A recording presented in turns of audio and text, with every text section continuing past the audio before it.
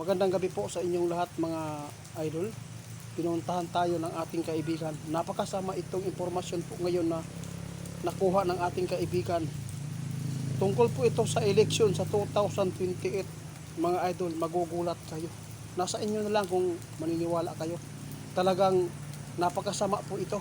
Pakinggan lang po ninyo kung ano po itong babala ng ating kaibigan na dapat po nating gawin.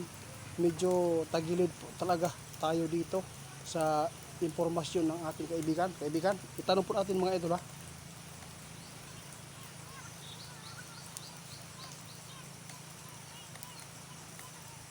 Grabe oh.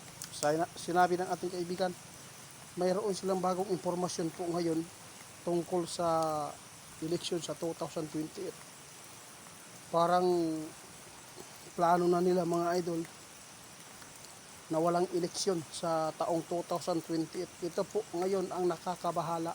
Sana hindi ito mangyari.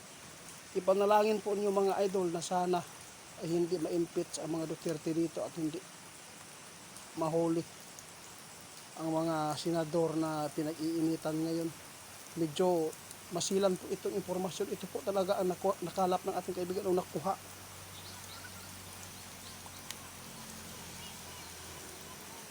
Grabe naman po yan kaibigan. Ang sama naman po ng ginagawa po nila. Guys, paghandaan lang po natin ito. Sana ay hindi ito mangyari. Dahil si kaibigan nag-alala po ngayon. Dahil sa kanilang nakikita na impormasyon, agad po sila nagpaabot sa akin at ipapaabot natin sa inyo para malaman po ninyo ngayon. Talagang pinaplanuhan na ngayon na walang eleksyon sa taong 2028. Parang gusto talaga nila i-extend po si BBM dito.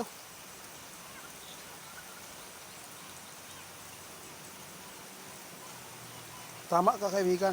Kaya wala tayong magawa mga idol. Ang tadhana na lang po ang ating hintayin kung alin po dito kung saan pumanig sa mga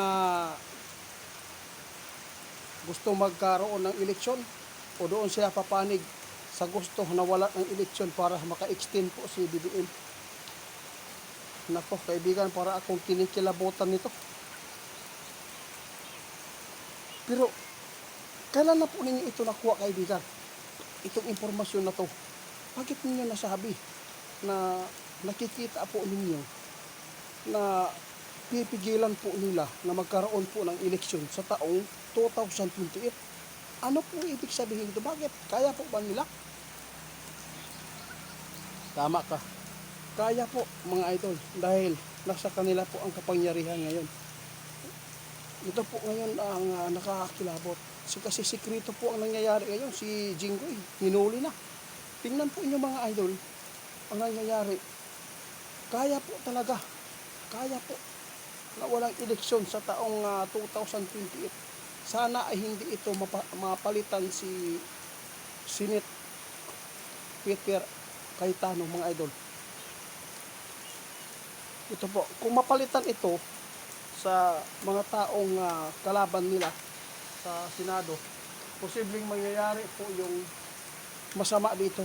Kaya tandaan natin, ang impormasyon ng ating kaibigan ay hindi po ito maganda at dapat paghanda natin. Hindi po tayo pwedeng gumawa ng tulad po ng rally na may mga kaguluhan na mangyayari. Kasi ang alas po nila ngayon mga idol, yun pong sinabi ng ating kaibigan na posible mag sila ng hudyat ng martial law. Kaya tandaan niyo mga idol. Kaya sa lahat po ng makapanood sa amin, papatuloy pa rin tayo mga idol. Paki-report sa Ghost Hunter 88 Fans 2.0. Pick account po yan sa Facebook mga idol, no?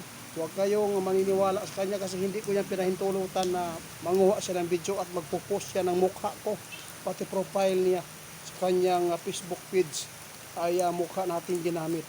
Kaya tandaan po natin mga idol, isa lang po ang makakatulong sa atin kung may pagbabago man sana sa susunod na eleksyon.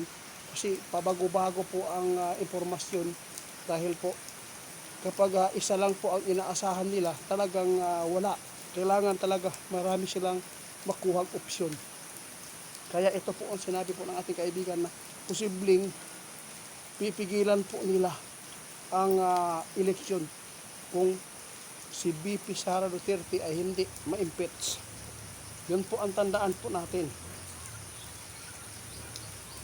Totoo ka. Kaya nga nila tabunan, kaya nga nila ipagtanggol ang totoong salarin sa pagnanakaw dahil mayroon po silang benepisyo doon.